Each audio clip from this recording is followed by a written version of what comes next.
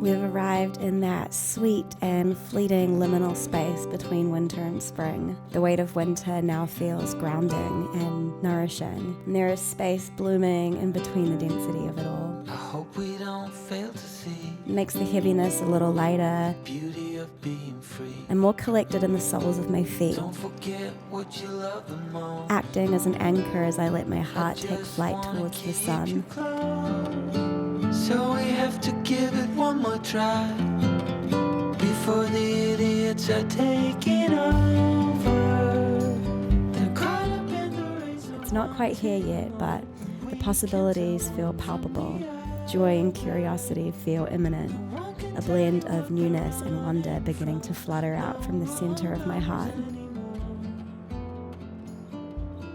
Though I've started to notice this transitional period, the winter blooming into spring, I am mindful to not move too quickly from winter just yet.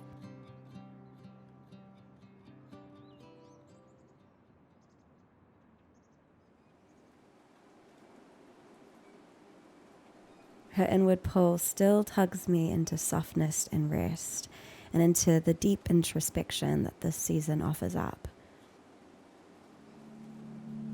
So I'm mindful to not rush these last moments of winter and to instead settle into my bones just for a few moments longer.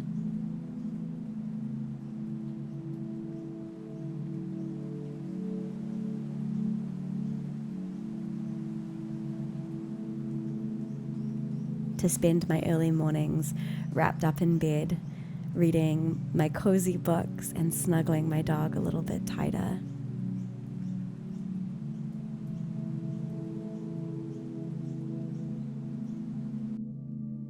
To navigate my early mornings and late evenings purely by candlelight, and to allow this slowness to linger for just a few moments more.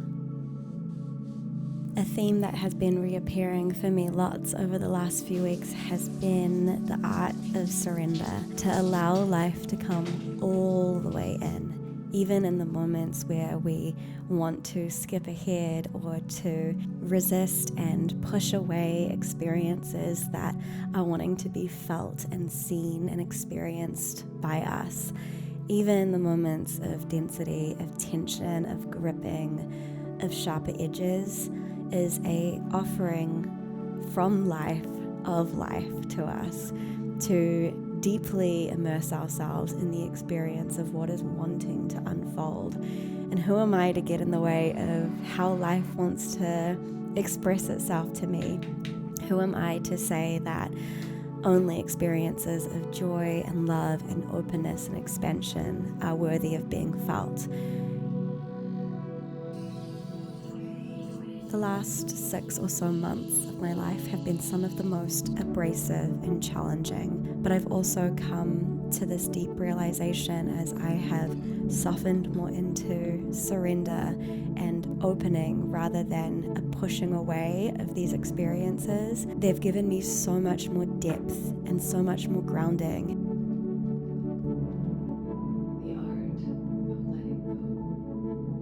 And it's not a steadiness that is devoid of pain. There is a sense of opening myself up to the experience as opposed to walling myself off from it.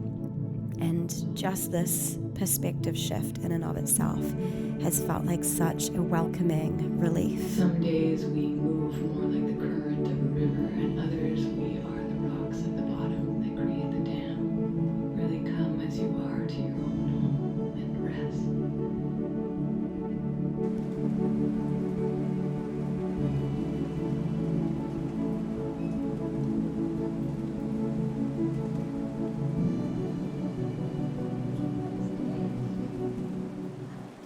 Good morning, loves. It is such a cozy day at home today. I've been waiting for this day, this weather, to pan out like this for such a long time. Full day at home today. I don't have to go into town. All I really have to do is just my own personal creative work, filming and planning classes for the week ahead. And I'm just taking this day as a means of really just coming back into connection and softness and tenderness with myself. I'm just a sad girl a lot of the time. I've got a wisdom tooth coming through, so physical pain, but also some emotional heartache in there as well. But I always feel like it is a moment of like alchemizing, a form of like taking in that from the world around me and transmuting it into higher energy or higher vibration, turning that pain into my own prophecy and teachings. I do think that in these moments when we are experiencing sharper edges or more resistance, more constriction, the most important thing that we can do is just really settle back into home within ourselves. That always offers just the most powerful grounding and stability, just really feeling held by that and that re-remembrance of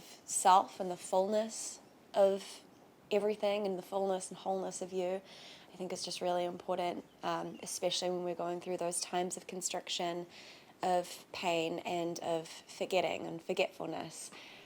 It's just a constant process of re-remembering. A little, I guess, like spiritual reset day of just coming right back into self and source. I do some self-study today, which is something that I've been reconnecting with again, just, pouring myself into sacred and spiritual text. And yeah, just the re-remembrance. The re-remembrance is so important. Just anytime you slip into the forgetting, into the forgetfulness, just finding those little ways that you just re-remember. I'm gonna nurse this little toothache. I do think it's getting better, but it's just been so all-encompassing. When your head, because it's been like radiating up into like the top of my skull and in my jaw, like my whole head just feels tight and constricted.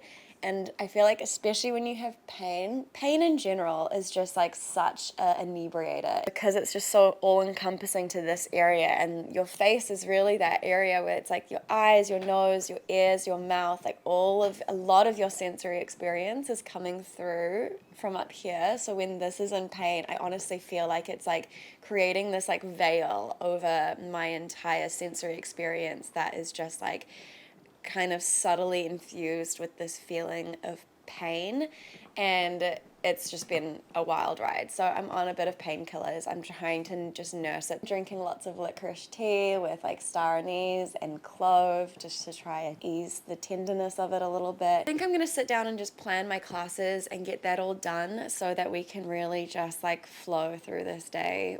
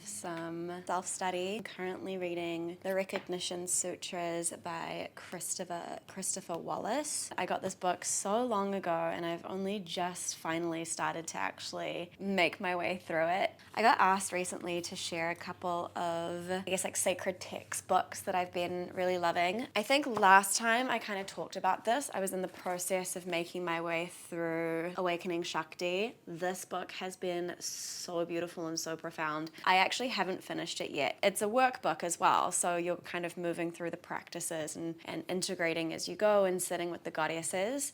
And so I'm up to Sita actually, and that's kind of just over halfway, but this has been a really, really beautiful read and I highly recommend Awakening Shakti. She's been one of my favorite ones since we last spoke. I think I had just started reading her when I last talked about some spiritual books that I was reading, and Sally Kempton is just such a beautiful soul. She sadly passed, I believe, this year or maybe late last year, but just like so grateful to have had her teachings and her wisdoms immortalized in this book, and it's a really beautiful text. So I really highly recommend Awakening Shakti by Sally Kempton. That has been beautiful and I'm only just halfway through it and still feel like I could go back and really revisit some of the practices and the meditations, and it's going to be one of those books that I feel like I refer to a lot throughout my life. Another one that I really loved has been Siddhartha. This is a really short read. I think I read it in maybe a day or 2 days. Tale, or the story of Siddhartha, this man's journey to liberation and journey into awakening through himself. And it's a really, really beautiful read and really just like reaffirming and comforting, because you really get to kind of see how like people who have like achieved liberation aren't excluded from the suffering of being human, and you really kind of get to witness that in the story of Siddhartha as he journeys on his path to freedom. And it's a really beautiful short read, but really, really powerful. I think I read it before the Sala YTT, which is where I really got to have a deep dive into the tantric lens, and so I'd really love to kind of reread it now through this lens that I currently am looking through with the last year of experience, which feels, honestly, I feel like the last year has been so transformational that I feel like I've lived like multiple lifetimes in that time. So I feel like I need to revisit that one. Another one that I have absolutely loved, and I highly recommend this book, is The Radiance Sutras. The Radiance Sutras by Lauren Roshi. I can't even begin to explain how powerful this book is. I think I have mentioned it in a couple of my recent videos of just like taking it out onto the beach and getting lost in, like, I'll just read one of the practices and then feel myself just completely surrendering right into it. It's a really beautiful book to really evoke in you this experiential state of, you know, touching that place within you of pure loving awareness, of taking rest and surrendering into the part of you that is so steady, is filled with so much clarity and so much just innate inner knowing. I feel like every single practice, every single page that I read, I can read it and just like get completely absorbed in that one page for like a solid 30 minutes, an hour, a lifetime. It's a really beautiful book, and I think actually this was recommended to me by one of you guys, by one of my subscribers here. I think there was a comment left under one of my videos that I was like speaking on like a bunch of spiritual texts that I've really loved, and someone recommended this one. And so thank you, because this has been such a beautiful read, and it does kind of feel like a little Bible to me now. Like all of these books just kind of do feel like these really sacred things, you know, sacred text. It's kind of sacred for a reason. So yes, that one Absolutely love Radiance Sutras. And then of course there's the book that I'm currently studying, which is the Radiance Sutras. It's a dense textbook. Christopher Wallace is definitely a academic. At times it reads really academic, and I find myself, just kind of surrendering into the fact that like, okay, I'm probably not going to be able to understand much of this, but the things that do land really resonate, and I've started to kind of go through and like underline some parts that I feel like really resonate with me or that evoke something in me so that I can, revisit it. The Essence of the Bhagavad Gita by Paramhasana Yogananda.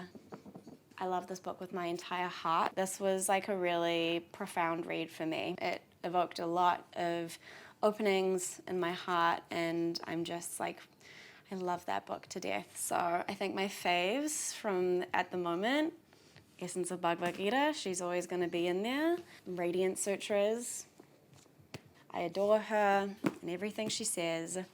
Sally Kempton, Awakening Shakti.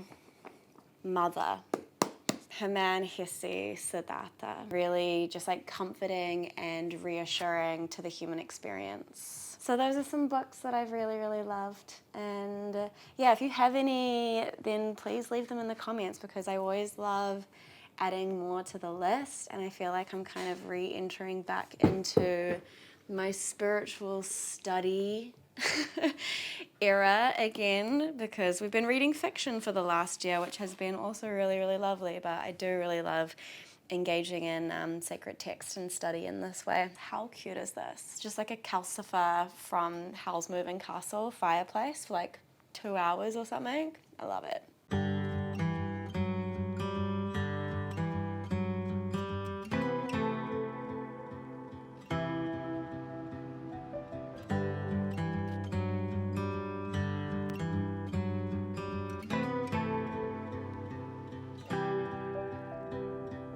I've been trying, only crying a time or two, telling myself somehow we will make it through.